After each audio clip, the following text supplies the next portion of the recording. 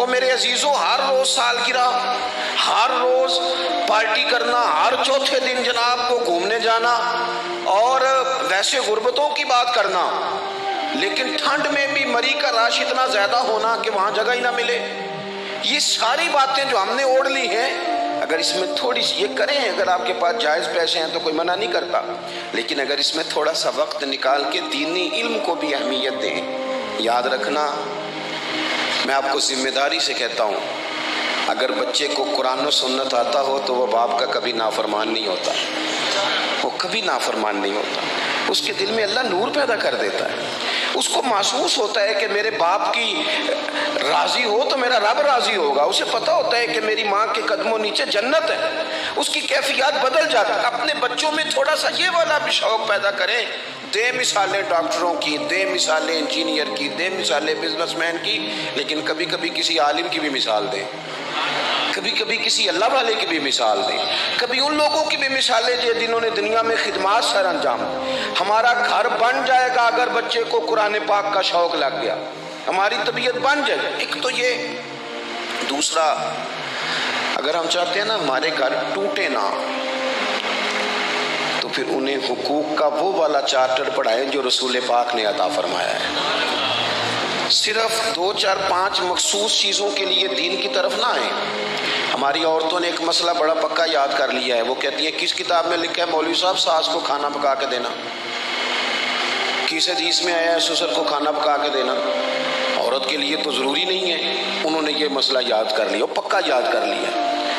مردوں نے بھی ایک مسئلہ یاد کر لیا، اور انہیں کچھ بھی نہ آتا ہو، یہ سب کو آتا ہے کہ 4 شادیاں جائز ہیں، یہ سب کو پتہ ہے، اور یہ وہ بڑے ببانگے دوہل ہر چوتھا آدمی، اب چونکہ وہ میں کہتا ہوں اور بھی بڑا کچھ جائز ہے، صرف 4 شادیاں نہیں جائز،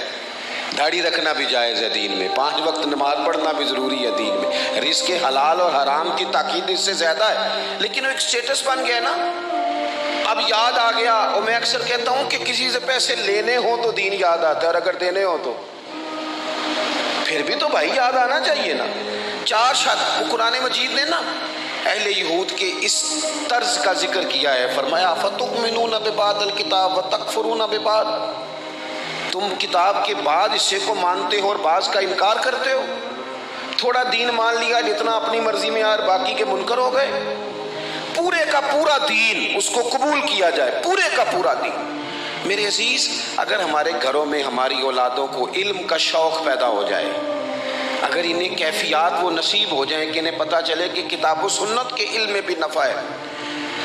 میں تو آج کل دیکھتا ہوں کہ اسکول کی تعلیم جہاں ہم بچوں کو دے رہے ہیں نا، اس میں بھی ہمارا رویہ وہ نہیں ہے کہ جو ہونا چاہیے۔ مطلب ہم اپنے بچوں کو کہتے ہیں ابو وہ آیا نہیں تمہارا انگلش والا ٹیچر ٹیوشن پڑھانے، تو کہتے نہیں ابو وہ کل بھی نہیں آئے تھے، تو کہتے کرتا ہوں نا فون، اس نے فیس نہیں لینی، 5000 روپیہ لیتا آیا کیوں نہیں؟ اب آپ کا بچہ اسے استاد تھوڑی سمجھے گا، وہ تو کہے گا میرا ملازم ہے 5000 لیتا ہے، اس کا ہم نے ذہن بنا دیا ہے، اس کو یہ اس کا مزاج بن گیا کہ میری جیب میں پیسے ہیں، میں استاد خرید سکتا ہوں۔ ایک تو تعلیم، اور پھر تعلیم کے فوراً بعد تربیت۔ ہمیں جو علم ہم نے سیکھا ہے اس پر جب ہم اس پر عمل کرتے ہیں نا تو وہ علم نفع بخش ہو جاتا ہے، لیکن الفاظ بڑے آتے ہوں، باتیں بڑی آتی ہو، پنچایت نمٹانی بھی آتی ہو، گاہک کو شیشے میں اتارنا بھی آتا ہو، اور جناب مولانا صاحب ہو میری طرح کے، اور جناب 2 گھنٹے انہیں واز بھی کرنا آتا ہو اور دلائل بھی بڑے رکھتے ہوں، لیکن عمل کی باری آئے تو بھاگتے پھریں، نماز کا ٹائم آئے تو معاذ اللہ چھپتے پھریں، جب کہیں بیٹھ کے ہمیں عبادت کا موقع ملے تو پھر جان چھڑائیں۔ تو میرے نبی پاک نے دعا مانگی ہے، دعا،